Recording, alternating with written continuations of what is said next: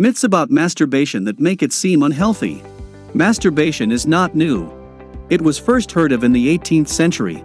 And since time immemorial, people have seen it as morally incorrect and something that comes with ghastly side effects.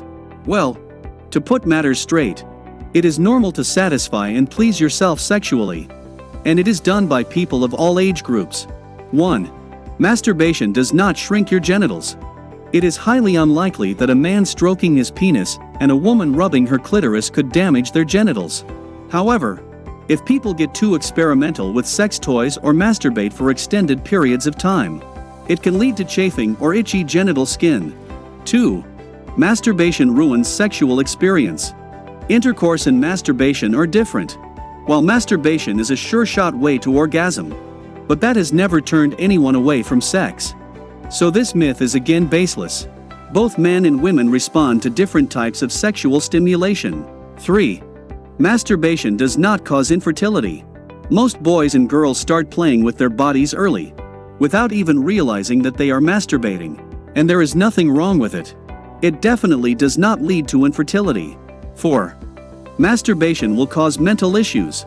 The reason that most people do not openly discuss about masturbation is because they are told it is incorrect.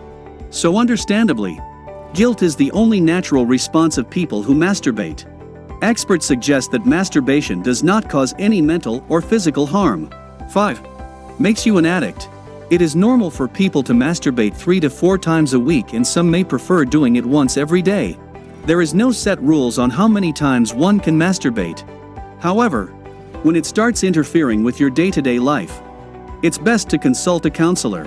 However, if it's the guilt alone that's making you feel bad, overcome the feeling. 6.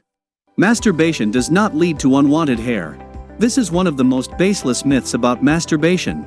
Masturbation does not give you hair in weird places. 7. Makes you prone to cheating.